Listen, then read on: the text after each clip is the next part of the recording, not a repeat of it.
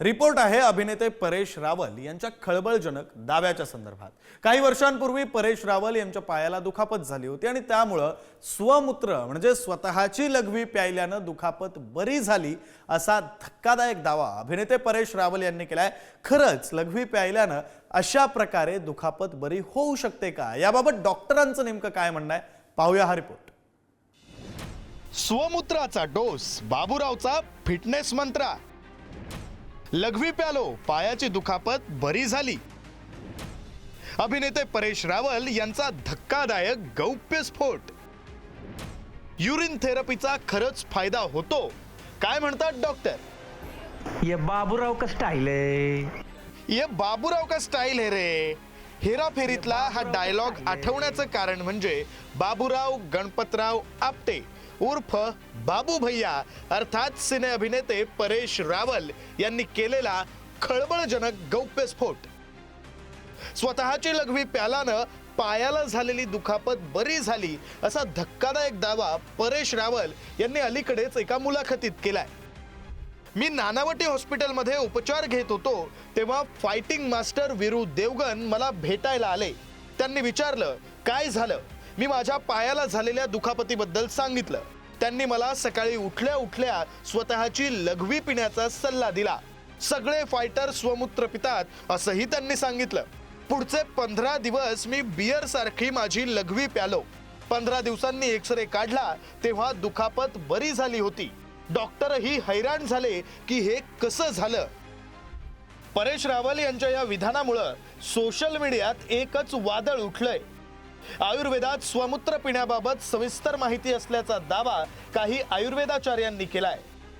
देशाचे माजी पंतप्रधान मोरारजी देसाई हे सुद्धा स्वमूत्र पित होते। त्यांच्या दीर्घायुष्याचं ते रहस्य असल्याचं सुद्धा सांगितलं जातंय।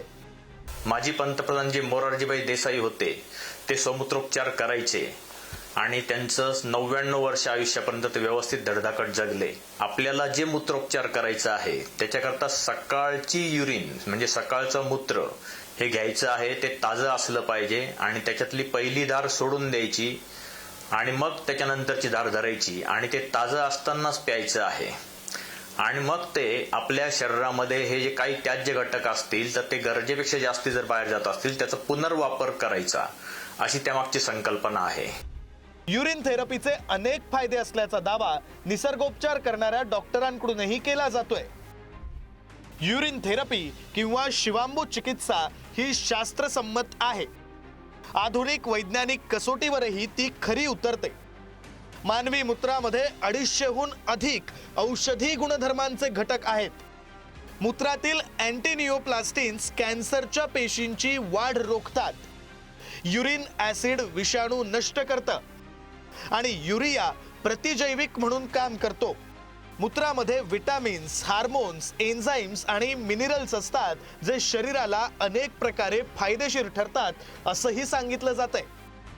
आपल्या शरीरामध्ये एक युरोकॅनस नावाचं एक एन्झाईम आहे जे स्त्रवित होतं, जे तुमच्या स्वमूत्रामध्ये सापडतं आणि विज्ञानानं याच्यापासून एक इंजेक्शन तयार केलं आहे जे काय करतं, तुमच्या शरीरामध्ये रक्ताची जी काही गुठळी तयार होते ही दूर करण्यामध्ये हे युरोकॅनस मदत करतं। एवढंच नव्हे, अनेक असे ॲमिनो ॲसिड्स आहेत, अनेक अशी औषधं आहेत। एक CD8 नावाचं ड्रग आहे जे चायनीज डॉक्टर आणि शारीरिक शास्त्रज्ञांनी निर्माण केलेलं आहे, जे अँटी कॅन्सरस आहे। मग जर एवढी सगळी औषधं मानवी मूत्रापासून बनवली जात असतील तर त्याचा डायरेक्ट सुद्धा उपयोग होऊ शकतो आणि त्या डायरेक्ट उपयोग केल्याने काय होतं, संपूर्ण शरीर शुद्ध राहतं। दरम्यान वैद्यकीय क्षेत्रातील अनेक डॉक्टरांनी परेश रावल यांचा दावा फेटाळून लावलाय। मूत्र म्हणजे शरीरातील टाकाऊ पदार्थ। स्वमूत्र पिणं हे आरोग्यासाठी अत्यंत धोकादायक आहे असं वैद्यकीय तज्ज्ञांनी स्पष्ट केलंय। स्वतःचं मूत्रप्राशन करणं किंवा युरिन थेरपी जे म्हणतात हे माझ्या मते किंवा सायंटिफिकली टोटली चुकीचं आहे।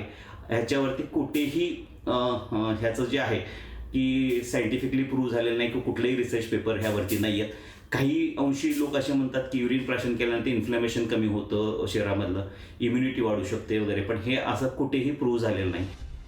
त्यामुळे स्वमूत्र प्यायल्यानं खरंच आजार बरे होतात का, शिवांबू थेरपीमुळे दीर्घायुष्य मिळतं का, हे सांगणं कठीण आहे।